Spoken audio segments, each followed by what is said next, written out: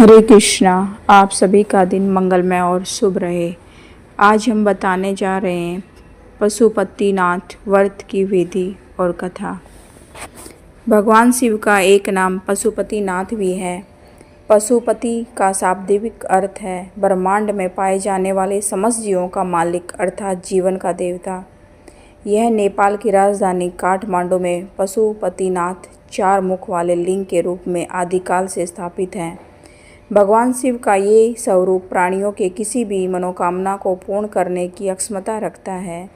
शिव महापुराण में वर्णित पशुपतिनाथ का व्रत देवाधिदेव महादेव के इसी स्वरूप को समर्पित है। अगर कोई मनुष्य सच्ची श्रद्धा और पूर्ण विधि विधान से जिस भी मनोकामना की पूर्ति के लिए इस व्रत को धारण करता है वो अवश्य ही पूर्ण होती है। पशुपति व्रत को करना ज़्यादा कठिन नहीं है और ना ही इसे रखने के लिए किसी विशेष मुहूर्त की आवश्यकता है। बस शर्त केवल इतनी ही है, आप पशुपति व्रत के नियम का पालन शास्त्रों के अनुरूप ही करें। पशुपति व्रत के नियम था पशुपति व्रत की विधि। पशुपति व्रत के उद्यापन विधि जानेंगे। ये विधि अत्यंत सरल है और शिव पुराण में भी गोरखपुर में वर्णित है। पशुपति व्रत को शुरू करने के लिए विशेष महीने का या किसी शुभ मुहूर्त का चयन करना आवश्यक नहीं है। यह व्रत केवल सोमवार के दिन ही रखा जाता है। आप इस व्रत को वर्ष के किसी भी महीने के सोमवार से शुरू कर सकते हैं। शास्त्रों में पशुपति व्रत को लगातार 5 सोमवार रखने का विधान बताया गया है। 5वें सोमवार को इस व्रत का उद्यापन किया जाता है। एक पशुपति व्रत को पूर्ण करने के बाद अगर आप दोबारा इस व्रत को धारण करना चाहते हैं तो 1-2 सोमवार छोड़कर दोबारा शुरू कर सकते हैं। पशुपति व्रत भगवान शिव को प्रसन्न करने के लिए किया जाने वाला व्रत है।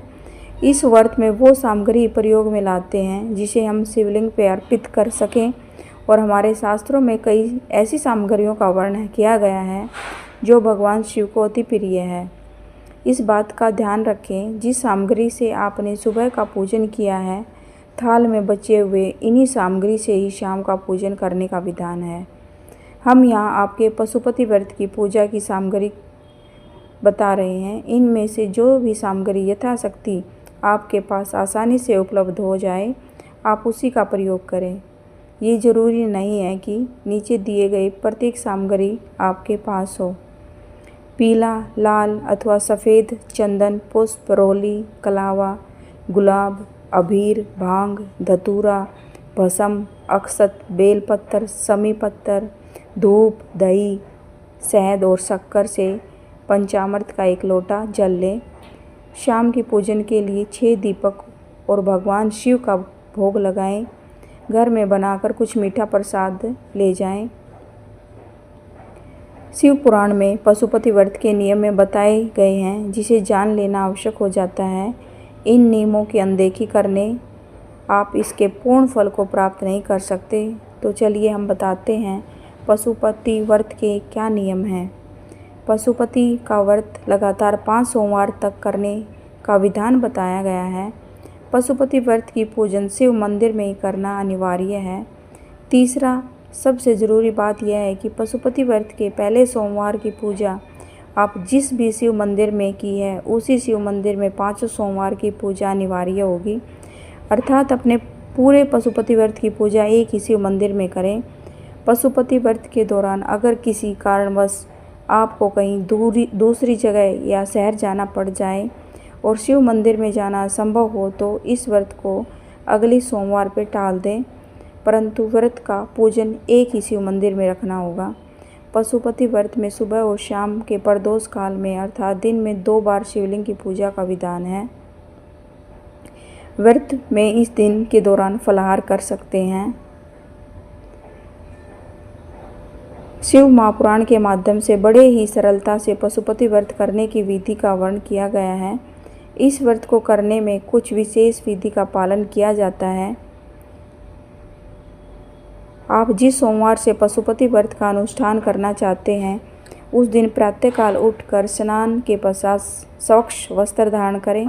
पशुपति व्रत की पूजा के लिए अपने आसपास के ऐसे किसी एक शिव मंदिर का चयन करें जिसमें आप 5 सोमवार पूजन कर सकें। शिव मंदिर जाने के पहले अपने पूजन की थाल तैयार करें। पशुपति व्रत की पूजा की सामग्री का चयन अपनी शक्ति और उपलब्धता के अनुसार करें। जो आपके पास हो वही लेके जाएं, जिसमें 1 लोटा जल अनिवार्य होगा।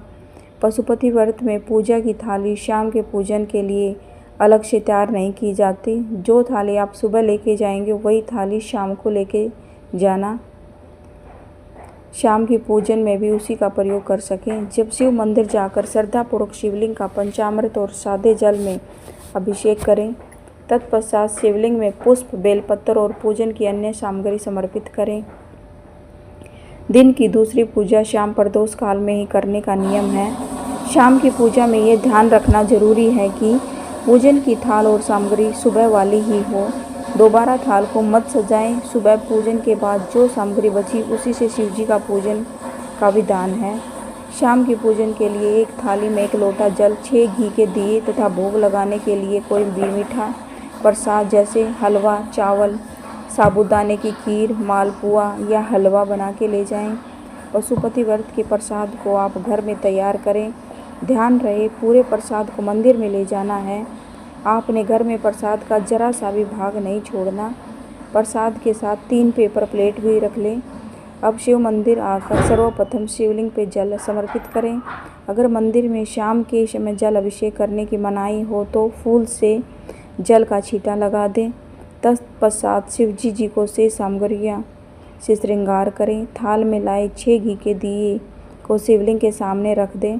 अपनी मनोकामना बाबा को कहते हुए बारी बारी से 5 दिए प्रज्वलित करें। अब छठे दिए को बिना जलाए वापस थाल में रख लें।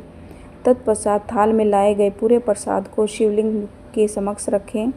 अब इस प्रसाद को 3 बराबर हिस्सों में बांट दें। 2 शिवलिंग को समर्पित कर दें तथा 1 बचे हुए हिस्से को वापस थाल में रख दें। श्री शिवाय नमस्तुभ्यम का जाप कर अपनी मनोकामना शिव जी से बोलें। अब वापस अपने घर के लिए निकलें। घर के मुख्य दरवाजे के बाहर ही बैठ जाएं। अब जो एक दिया आपके थाल में वापस आया है उसे अपनी मनोकामना बोलते हुए अपने घर के मुख्य द्वार पर प्रज्वलित करें। अब इस दीपक को अपने दाहिनी तरफ रख दें। तत्पश्चात घर में प्रवेश करें। घर में प्रवेश के बाद थाल में लाए गए प्रसाद के एक हिस्से का स्वयं ग्रहण करें। यह प्रसाद और परिवार के किसी भी सदस्य को ना दें। इस तरह पूजन करने के बाद आप पशुपति व्रत के पहले सोमवार का व्रत पूरा होता है। ठीक इसी तरह से आप 4 सोमवार पूजन करना होगा। 5वें सोमवार को सुबह ही पूजा वैसे ही होगी, परंतु शाम की पूजा थोड़ी सी अलग होती है, क्योंकि पशुपति व्रत के 5वें सोमवार की पूजा उद्यापन की विधि। तो चलिए हम जानते हैं 5वें सोमवार पूजन विधि अर्थात पशुपति व्रत उद्यापन विधि। शिव पुराण के माध्यम से पशुपति व्रत की उद्यापन विधि भी बताई गई है। पंडित प्रदीप मिश्रा भी कहते हैं पशुपति व्रत का 5वां सोमवार ही व्रत के उद्यापन का भी दिन होता है। 5वां सोमवार को सुबह की पूजा उसी तरह से होगी जैसी आपने बाकी सोमवार को की थी, परंतु शाम की पूजा में 2-3 बातों का विशेष ध्यान रखना होगा। 1 पानी वाले श्रीफल अर्थात नारियल लेना होगा। शिव जी को समर्पित करने के लिए एक ही तरह की 108 पुष्प या 108 चावल के दाने या 108 बेलपत्र या 108 हरे मूंग के दाने कलावा। शाम की पूजन के लिए जो नारियल आपने बाहर से लाया है उस पर मोली या कलावा 5 या 6 बार लपेट दें और अब अपनी सुबह की थाल में उसे श्रीफल को रख दें। साथ ही साथ शिव जी को जो 108 वस्तुएं समर्पित करनी है उसे अपने साथ मंदिर ले जाएं। पहले की तरह 1 लोटा जल प्रसाद और 6 दीपक और 3 पेपर प्लेट भी रख लें। मंदिर पहुंचकर शिव जी को जल समर्पित करें। तत्पश्चात सुबह की बची हुई सामग्री भगवान शिव को अर्पित कर दें और श्रृंगार करें। अब घर से लाए हुए पूरे प्रसाद को शिवलिंग के समक्ष रखें। उसके 3 बराबर हिस्से कर दो। हिस्से वहीं छोड़ दो तथा एक हिस्सा वापस थाल में ले जाओ। तत्पश्चात थाल में लाए गए 6 दियों को नीचे रखो और अपनी मनोकामना बोलते हुए 5 दीपक प्रज्वलित कर और छठे दीपक को बिना जलाए घर वापस ले आओ। अब लाए गए 108 सामग्री को एक एक करके शिव जी को समर्पित करो। मन ही मन श्री शिवाय नमस्तुभ्यम का जाप करते रहो।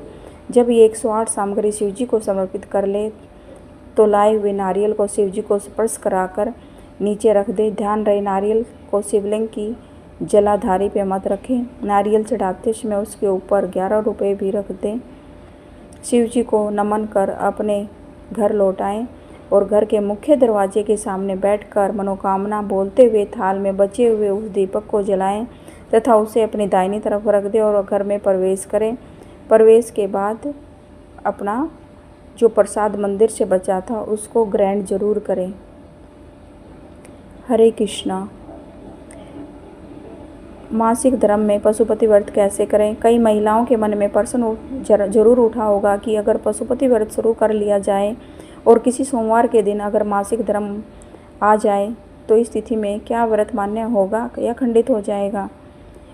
पशुपति व्रत के बीच में मासिक धर्म आ जाए तो उस तिथि में आप पूरे दिन व्रत का पालन करना अनिवार्य है, अर्थात पूरे दिन फलाहार करें और रात्रि में सात्विक भोजन करें, परंतु इस दिन शिवजी का पूजन मत करें।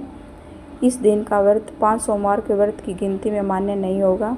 इस दिन के व्रत को अगले सोमवार के लिए टाल दें। इस तरह से आप पशुपति व्रत को पूरा कर सकते हैं। हरे कृष्णा। हर हर महादेव।